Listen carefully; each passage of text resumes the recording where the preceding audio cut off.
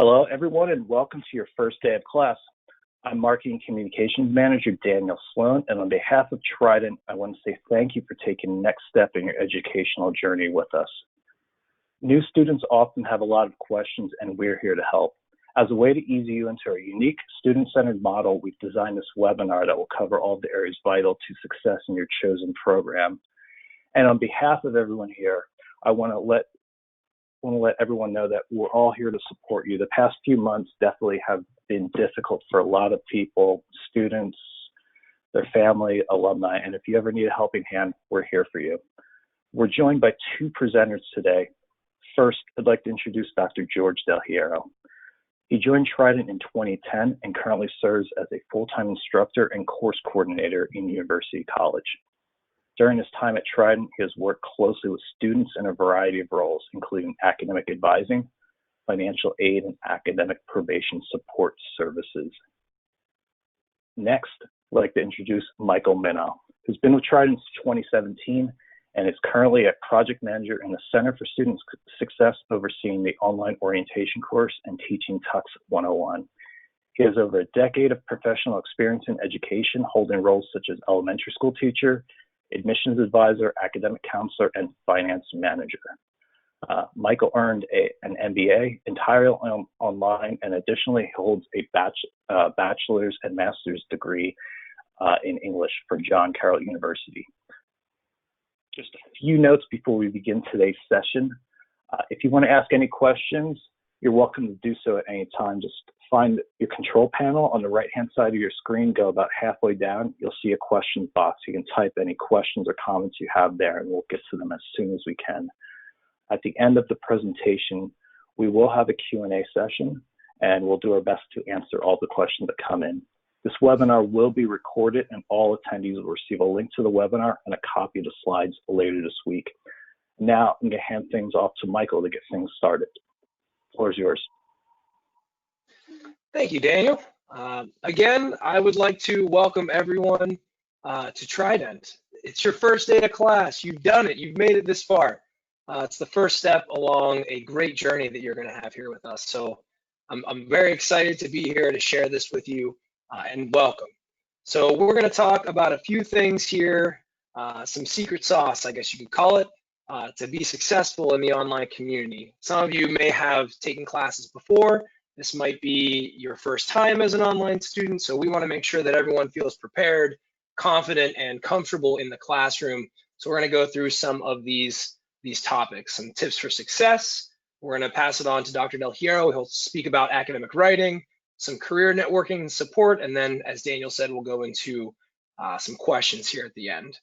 So let's just give a brief overview first about how to be successful. So we'll get into this a little bit more in detail, but the purpose of this here is to help gain confidence. So like I said, some of you may have been here before. Some of you may have taken courses online. This might be your first time. Feel free to click around inside the classroom. We'll talk a little bit more about some resources that you have available to you to make you as comfortable as possible, but confidence is key. You obviously are not going to know everything. So when you don't know those things, ask questions. You have so much support here. We'll get into that also more in detail about your academic advisors, your faculty. They're here to help you. We all want to see you succeed. We'll talk more in detail about time management. To me, as someone who has taken courses online, this is the most important thing to be successful as an online student. Making sure that you develop your own personal time management plan is critical. We'll get a little bit into engaging in your long-term goals and your long-term planning. And most importantly, with everything in life, you gotta have fun. I know that times these days with the pandemic and other things that are happening, we always gotta try to put a positive spin on things and have fun. I'm a firm believer that if you go into a topic and you are negative, then that's what you're going to get out of it. So you got to put some positivity into what you're putting your work into, and you're going to get that positivity out of it. So let's talk a little bit more here about time management, and to me is the most critical thing to be successful as an online student. As Daniel mentioned, I took I did my master's of business completely online. So it took a little bit of time. It was an adjustment to figure out my plan for time management. So I would go, like many of you are probably going to do. You're going to work, you're going to come home, and then you're going to have to jump on your computer and you're going to have to take your courses. Or you're going to manage a family all day, and then you're going to have to jump online, you're going to have to do your courses. Everybody has different hats that they're wearing throughout the day. So whatever your priorities are, you got to make sure that you have those things in place. And then this is also now another priority that you're going to add to your list. So developing a plan that works for you is critical to being successful.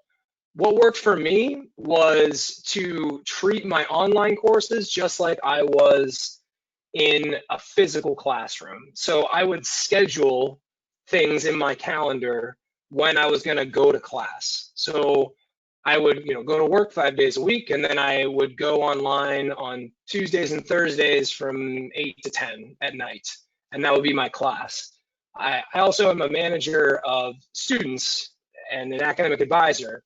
So something that I tell everybody with this aspect particularly is that Trident is awesome. It is flexible. We want to work with you. Time management is something that you can definitely make your own. But the beauty of an online school is that you can go to class whenever you want, but then you can also not go to class whenever you want. When you have developed a plan and you are consistent with that plan, it's going to be easier to follow through on those assignments that you need to be completing. Some students that I have that I manage, they'll log into the class every single day, just especially at the beginning, just to get comfortable with things and getting comfortable with logging into the site, looking around. They may not post anything. They may read some things that a classmate has posted, think about what they're gonna reply or their discussion, and then they'll move forward from there. So everyone's gonna have their own time management plan that works for you.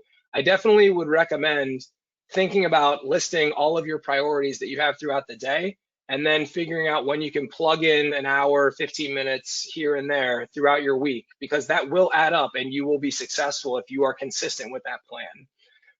Thinking about the future, so we're going to start classes here today. On Saturday is the 4th of July.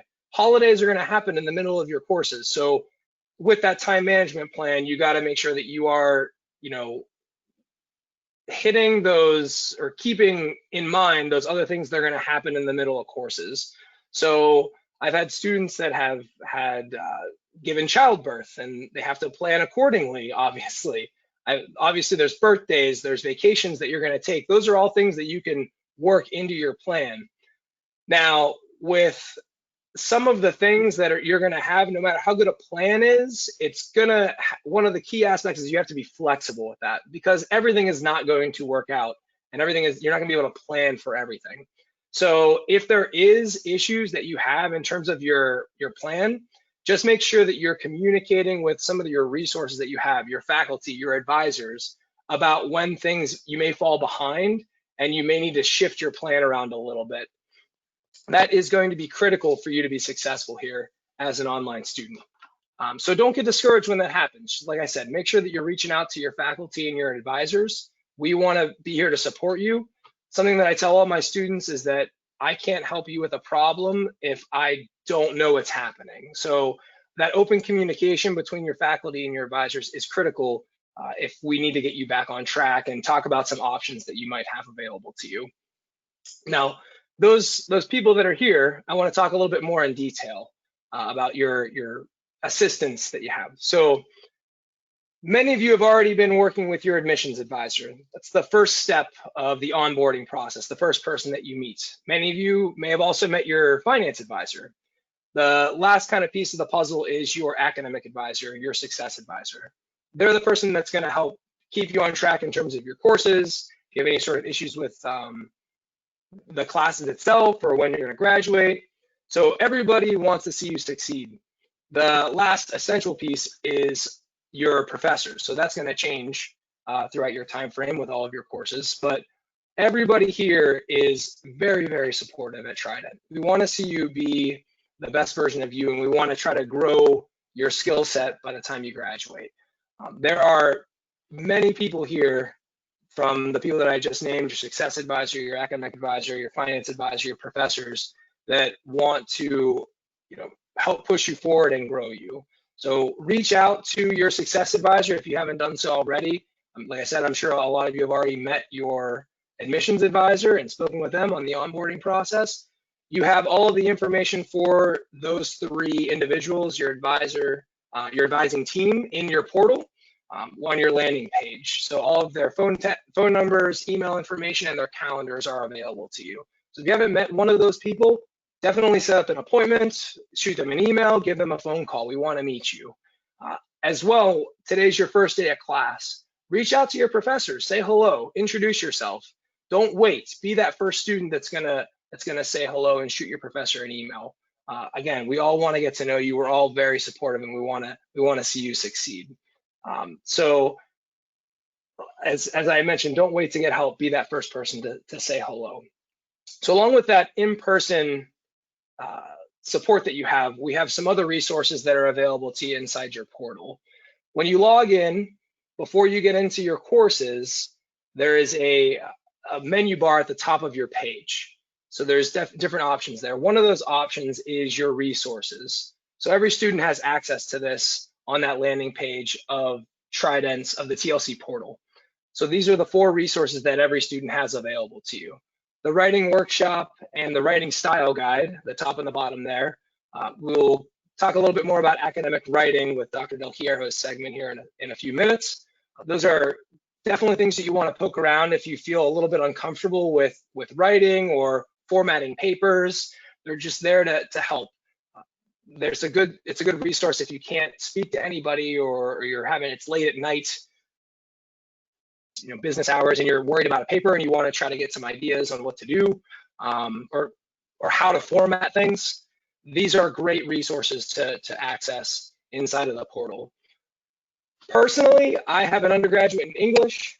I would look at the math and the statistics resources because those are not my forte. Those are not my bread and butter. So these are different aspects that you have available to you just to kind of gauge your knowledge in those subjects, and if you do need additional help. So besides those, we want to talk about something inside some specific courses that you have through tutor.com here. Tutor.com is a third-party resource that students have available to them inside of specific courses listed here. So English 101, Math 101, Math 102, BHS 220, Operations Management 300, Finance 301, Tux 301 and 101. These are 24-hour a day, 7 days a week tutoring options that you have available to you. If I was in Math 101 or Math 102, I would definitely be clicking on this link to use this, especially those who maybe, we talked about confidence. If you're not very confident in a subject, you can fall behind easily. So these people are here to help you gain that confidence and just give a second voice or a second set of eyes on things to help guide you and lead you to where you need and grow your knowledge base in some of these subjects. These are some of the foundational knowledge courses that many students need to take. So everyone needs an English and a math background in all their bachelor's programs. You need to have that foundation. So that's why these resources are available specifically in these courses that are listed. So it's a great resource if you are feeling a little not confident in some of these subjects. This is access inside of those classes itself, as you can see here on your screen underneath the More tab with the free tutoring. So let's move on to the next slide. We're going to talk a little bit more about something that is near and dear to my heart specifically. It is the orientation. The orientation, if we're talking about confidence and how to find your way around the classroom, how to navigate it, this is a great tool to students that either have never been to online classes and they're not familiar with the platform, or it's been 5-10 years since you've been in courses. This is a great way to I always say oil the hinges, to dust the cobwebs off and get yourself familiar with what the platform looks like. So the orientation is laid out exactly like your course is going to be laid out. It has certain assignments that you can complete, fake assignments. You can submit something into the Dropbox just like you would in a class. It's a great resource. It also goes through a lot of the values that we have at Trident that we feel separate us from our competitors and give us a little bit more of an edge in our philosophy and education. It also goes through technology requirements, which are vital to students. If you're having issues with Microsoft Office and downloading the free Microsoft Office that's available to you as a student, there's instructions inside of the orientation. So it's a great resource. It's practice essentially to go in and gain that confidence that you need. So you're going to learn how to find your grades and access your grades. You're going to learn how to reach out to your professors effectively in your courses. It's a really, really great resource. I highly encourage students to click in there and feel comfortable inside of the classroom. It is a great resource. So we've talked a little bit about some of the resources that we have here for students. So now what do we do? What are the first steps here? So it's the first day of class. Don't be the last person to say hello. Log into your course and meet your professors. Post your introduction. Start that conversation. You don't need to wait for people to do that. You should be the first person doing that. The fact that you're on this webinar tells me that you are eager. So be that person to start that conversation. Look over your courses and try to develop that time management plan. You can look through the syllabus so you can see your calendar of when things are due. You can see your assignment expectations. You can get a head start on your readings for the next couple of weeks and what you need to accomplish in your courses.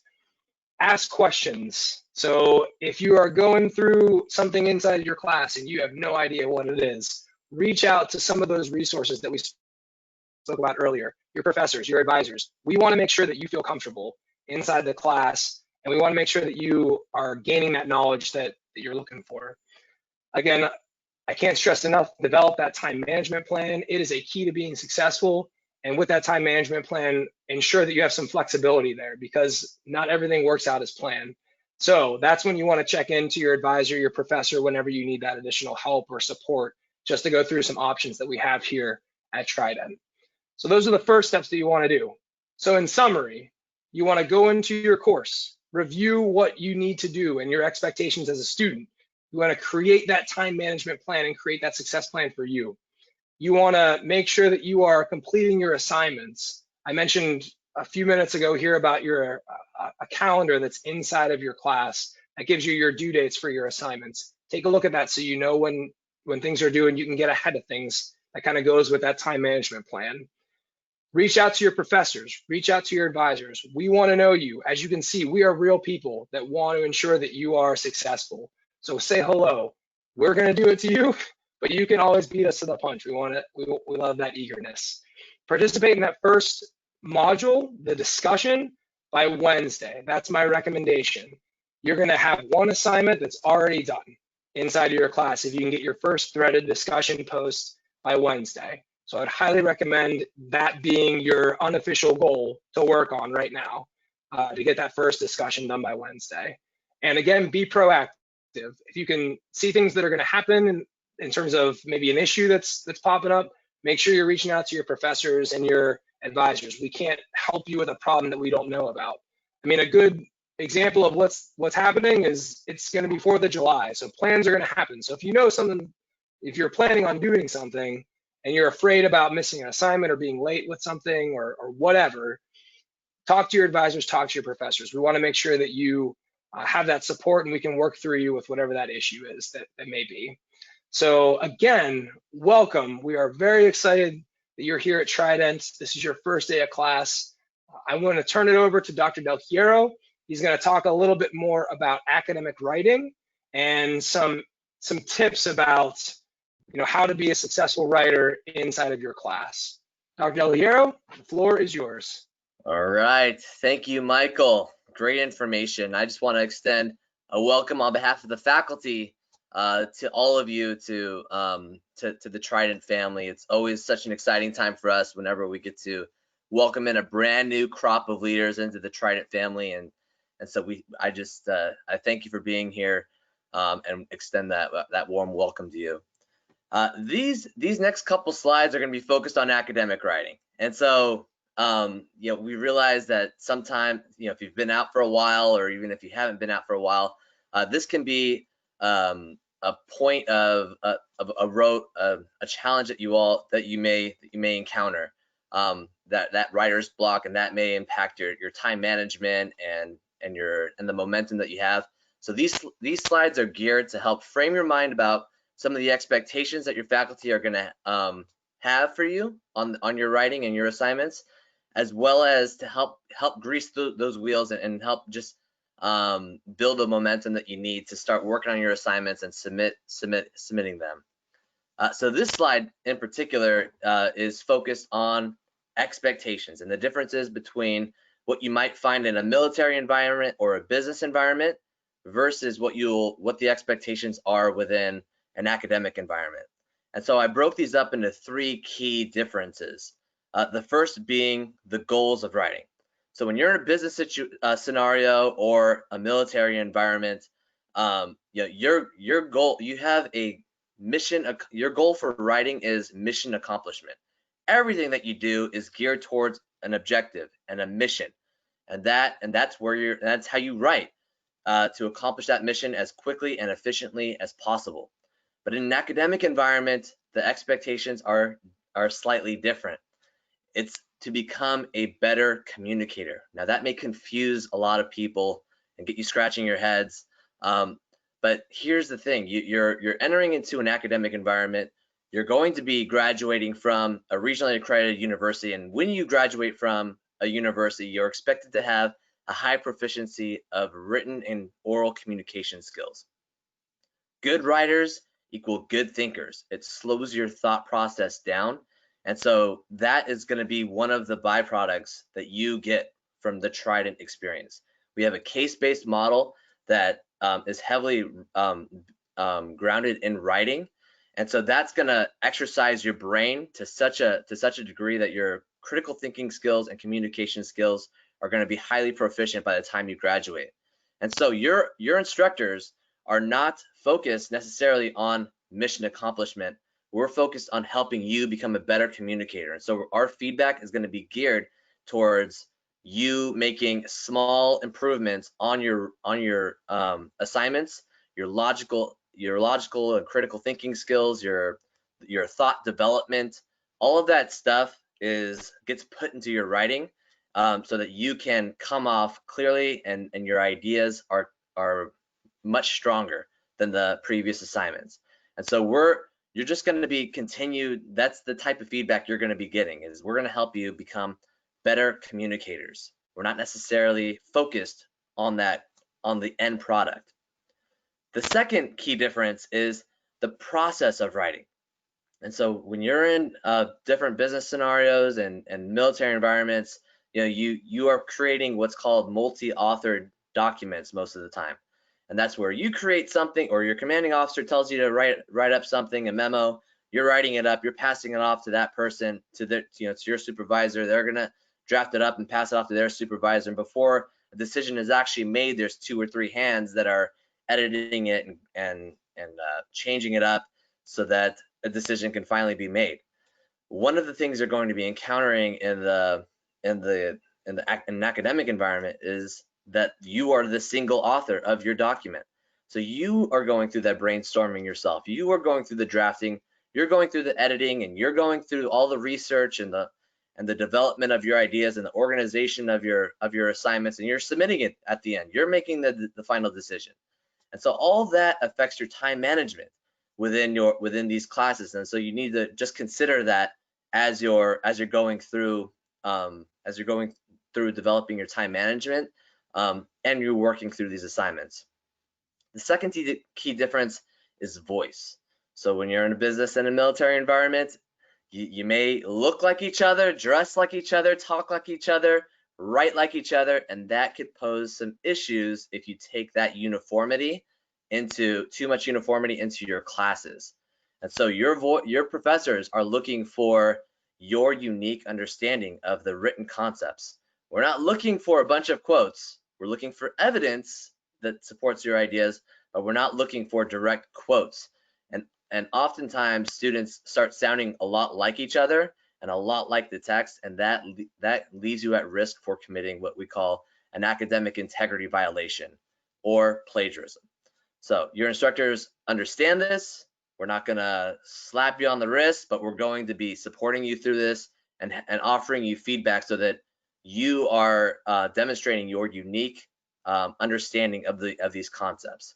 Again, this is we have a case-based curriculum, and so we're not necessarily focused on your conclusions. We're focused on the development of your ideas to get to that conclusion, and we're looking for evidence, and we're looking for your unique understanding and your experience to integrate into the research that you're doing.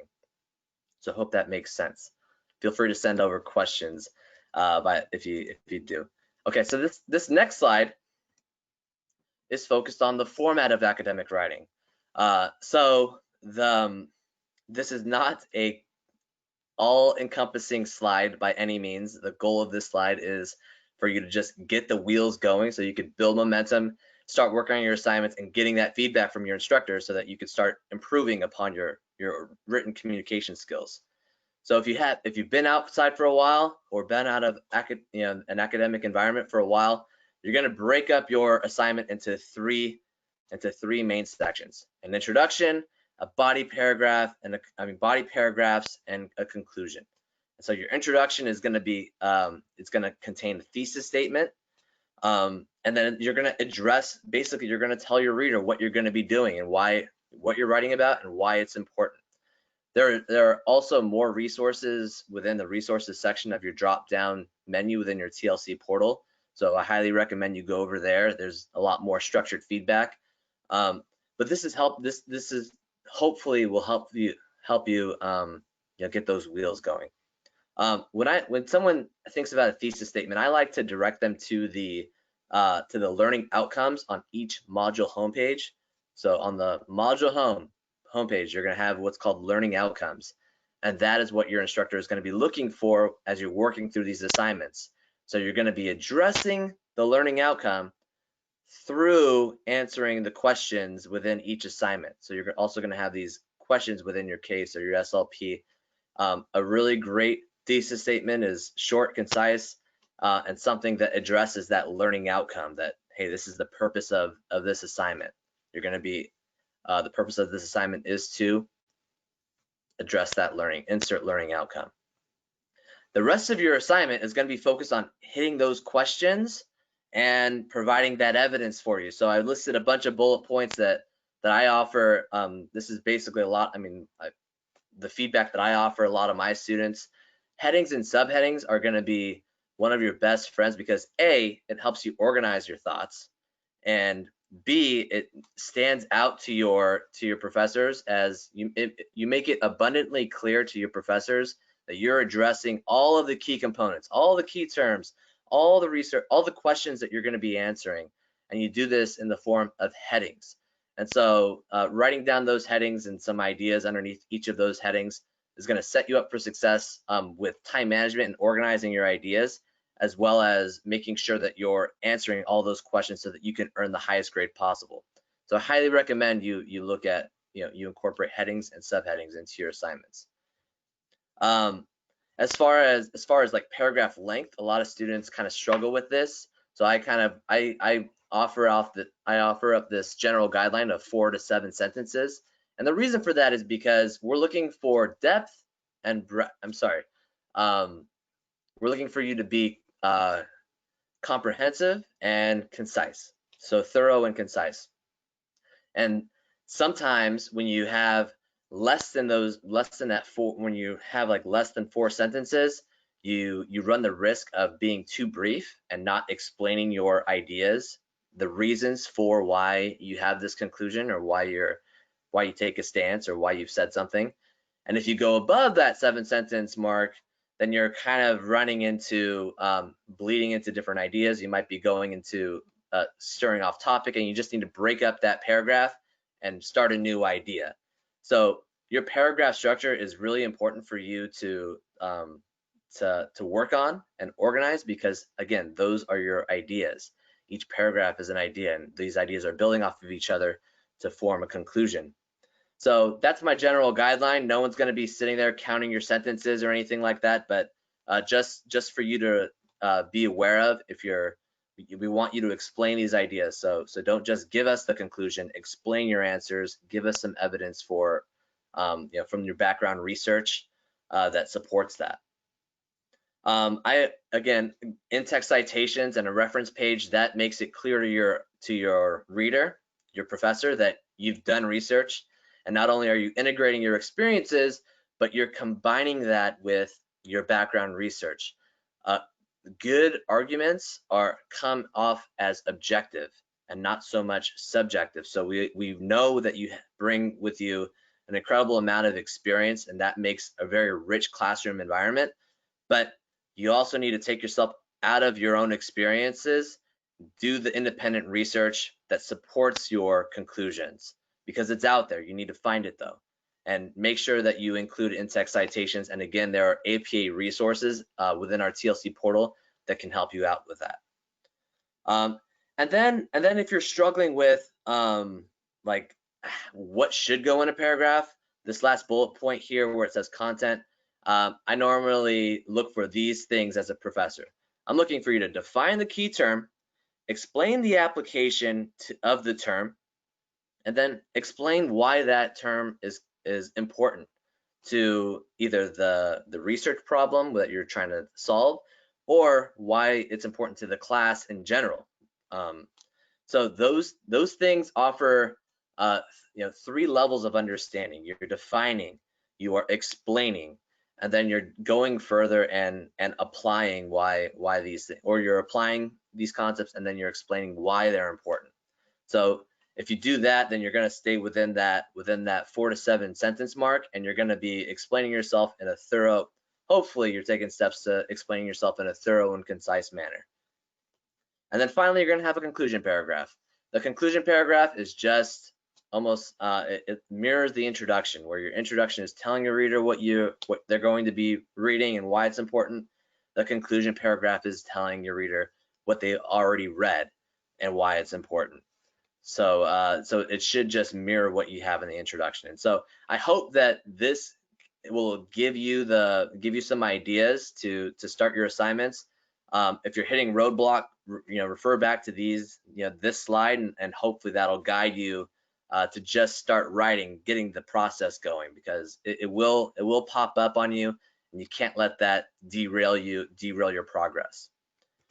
And at this time, I'm going to turn it over to Daniel Sloan to talk about a very important aspect of the Trident experience, and that's the career and networking services we offer. Daniel? Great. Thank you, Dr. Hierro, and thank you for that content. I know writing is a major pain point for a lot of students. I know a lot of people out there haven't written a paper in a while. So if you ever have any issues, don't be shy, because we're here to help.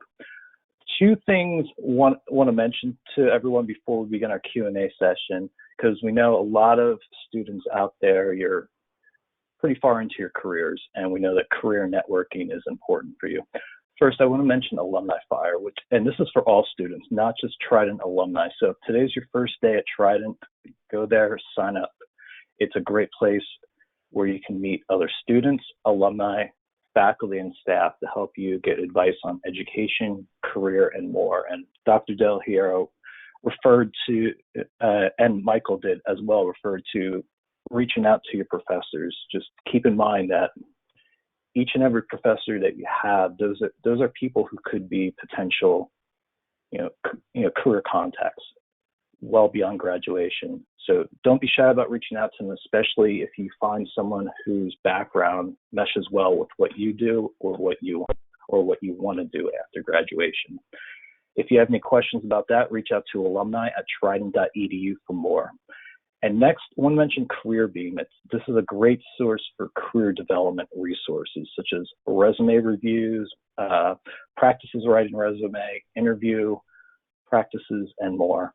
And reach out to Trident for careers at trident.edu, and that's the number 4.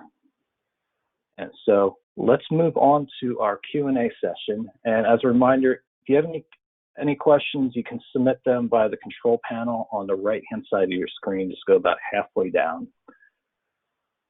First question we got, this one is for you, Michael. Michael, you mentioned the orientation. What are some specific items in the orientation that I should look out for? Like items that other students have found really useful in the past. I would say that doing the Case 5 SLP is very helpful. It's an assignment where you walk through and you basically do a mock assignment, which is great. So you get practice in doing an assignment, then you get practice in submitting something to the Dropbox, which is something you're going to get very familiar with throughout your time here at Trident. If your first course that you're starting today is Tux 101 or Tux 301, the assignment that you're doing is an assignment that you will complete in the class. So for those of you that have already been in the orientation and have done that SLP, it is something that you can use in your course if you're in one of those two courses. The other thing that I would mention would be looking at the technology requirements. I found that's something that a lot of students get feedback on, that they're thankful that they got at least to know what they need and how to reach out to their faculty if they have issues. Those are probably the three biggest things that I get feedback on that people look to. So that would be where I would point you in those directions. Great. Thanks, Michael. And next question. This one is also for you, Michael. Can you explain the difference between my admissions advisor and my student success advisor? I'm a little confused about that. Yes. So your admissions advisor really helps with the onboarding process. So that front-end paperwork, filling out the application, filling out transcript request forms, those kinds of things, they will help you with the first couple of weeks in courses. And then you will get an email after the first module is completed. So after the second week is done, where it's kind of a handoff between the admissions advisor and the student success advisor. And from that point forward, your student success advisor is your main point of contact for any questions that you'd have with your courses in the future or the courses that you're currently taking. Not to say that you cannot contact your admissions advisor. They definitely love speaking with you, but that success advisor will be that main point of contact that you'll want to look to first for any questions that you have about courses or graduation, those kinds of academically related questions. Great. Thank you, Michael. Dr. Del Hierro, a question about writing here. As a student who is very uncomfortable when it comes to writing, dating back to my high school days, I'm very nervous about submitting a paper. Are professors looking for perfection when I send papers in? Do I need to really worry about that? I actually, no. I mean, again, the mindset of your faculty, of your instructor is to help you become a better communicator. So no one's expecting you to be perfect. In fact, even at the highest educational levels, your doctorate levels, you're still going to be, you can still make improvements. So what I always offer students is this mantra: make progress, not perfection. So get the wheels going, submit your assignments, and be open to feedback. Eventually, especially as a new student coming back into class for a while, your professors do not expect perfection out of you. We expect mistakes to happen, but that's where our feedback is designed to help you make improvement. So when you're running into a wall, just do your best to keep the momentum going. Make progress, not perfection. That's actually one of the challenges that a lot of our type A students or military students have, is that they kind of approach these assignments where they need to be perfect, and that's just not realistic a lot of the times, because even if you think something's perfect, it just isn't. You can always constantly make improvement and editing until no end. So think about that if you're ever struggling with writing or hitting a wall. Great, thank you. And next question, this one is for you, Michael. Under our module, it says reflection. Is that a question for us to answer on our own, or is it something that we post in the discussion? It is something for you to answer on your own. So you're going to have a reflective discussion in all of your courses in Module 4 for at least the undergraduate courses. I can't speak to the graduate courses because I specifically work with undergraduate students, but I do believe there is a reflective discussion. So that does get posted to a board, but it's really just for you to talk about your experience in the class, what you learned, maybe what we can improve upon in the course. You're not required to reply to anybody on that reflective discussion board. I have seen that happen in the classes that I've taught in the past. It is not a requirement in the undergraduate school, but it is mainly for you just to think about, this 8 weeks has gone by and you've started at point A and now you're at point X or Z, whatever you want to call it. So what have you learned from that time to now? And maybe what can we do better? What did you want to learn that you didn't get covered in the course? So we definitely are looking for that kind of feedback as well. Dr. Del Hierro may be able to speak to that in the graduate school. Yeah, I don't think we do a good enough job of letting students know the importance of that reflection. It's worth 20 points. So if you don't do it, you lose out on 20 points. And that could be the difference between a C plus and a B minus, or a B and an A. So do not skip out on that reflective discussion, because it's an assignment. It's worth 20 points, and we operate on a points-based system. And so any assignment that you do or that you don't do is 0 points. So I would just encourage you to make sure that you're submitting all assignments, even if they aren't perfect, because again, progress, some points are better than no points. And do put in some substantive feedback into that reflection, because again, your professors are going to be grading that. And so if you're just sending off a sentence that says, "Oh, this is a great course, thanks," you're going to be losing out on points for just the lack of substance of that response. So yeah, please do complete that reflection.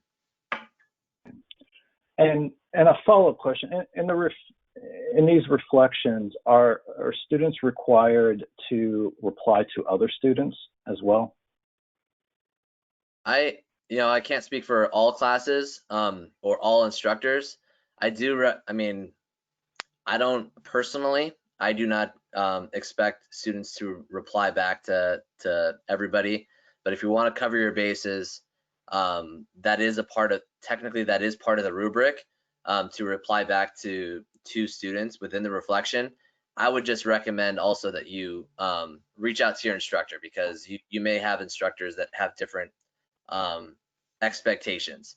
So one of the frustrations that students have, just like anybody would have, is that they get away with something from one instructor, but then they have another class, and all of a sudden the expectations change, and then they're frustrated and they're upset. Look, it's a fact of life that everyone has different personalities. If your bosses change, your bosses are gonna have different expectations if they switch it up on you. So adapt and overcome. And then also just reach out to your instructor and just be very transparent and say, and asking them, what do you expect? This is what I'm used to, but I'm willing to do whatever it takes to get the best grade possible and get the most out of the class with you. So don't get frustrated. Don't let that ruin your experience because of the different expectations that you're going to have from your instructors. It's just a fact of life. That's great advice, because I would give that an example of that is that as someone who teaches the Tux 101 class, you're not required to reply back.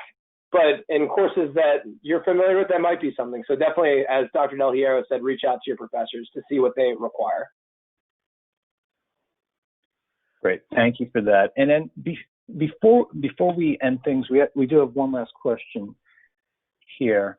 I do want to remind everyone that you will be receiving a copy of the slides and a link to the recording later. So we had a couple people who came in late to ask that. And then the last question we have, this one This one I'm going to send to you, Michael, and it's when can we register for our next course? Typically, you can register for the next course 2 months in advance. So everyone who's starting classes today should be able to register for your courses, which would start on August 24th. Would be the first day of those classes. So typically, you can register at least 2 months in advance. You can get yourself scheduled for courses beyond that. I believe, so as an advisor, I can schedule students, I believe, up until November of 2021, I believe is the last time I looked, is the furthest I could do that, but those are placeholders. So you are scheduled, and then you'll have to reconfirm that schedule as we get closer to that date. But yes, you can schedule your classes as far as 2 months in advance. Okay. Thank you. And then we're going to close things out shortly with just some final words of advice from Dr. Del Hierro, then Michael, but have a question that just came in and want to address because I'm sure it's on a lot of people's mind, and that's graduation. And question that came in, they're asking if graduation is held at a single location or it's virtually. And typically each summer, July or August, we do have an in-person graduation, which I do have to say is an amazing experience. Love it, and it's honestly a lot more fun than the 2 graduations that I attended for, the 2 brick and mortar universities I went to. It's a lot of fun, and it's just a great way to meet everyone. Unfortunately, this year our graduation is going to be online, which at the end of next month due to the pandemic. And I know in the past, Dr. Del Hierro, for example, has been very involved in our graduation ceremony.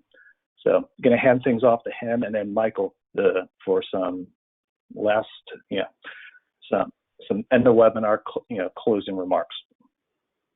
All right. Hey, I just wanted to welcome you all again. Can't express our enthusiasm enough to have you with us, and please, I think a theme throughout this is help, and you're going to have some transition issues. It's just the way it is when you learn a new system. But our system is designed for you to be successful, and we'd rather address the issue, get the information you need, than have you waste time trying to figure it out yourself. So please do not hesitate to reach out to anybody on the Trident team. So again, welcome. I look forward to seeing you in class and all the great things that you all will soon accomplish. Yes, again, to echo that same sentiment, welcome to Trident. We're very happy to have you here. I would circle back to something that Dr. Del Hierro said about perfection, and something that I remember my advisor helped me with on my thesis whenever I was in graduate school, and especially with writing. It is a process, not a product. So you're not going to get it right the first time. It is something you will continuously need to work on. So that person who asked that question about perfection, it is not going to be perfect. You need to know that right now. You're here to get it better. That's why you're here, and that's what we're here to help you with. So we are very excited to work with you, and again, welcome to Trident. Great advice, everyone. Good luck, everyone, this session beyond. Can't wait to see you at graduation. Have a great session. Bye now. Bye-bye.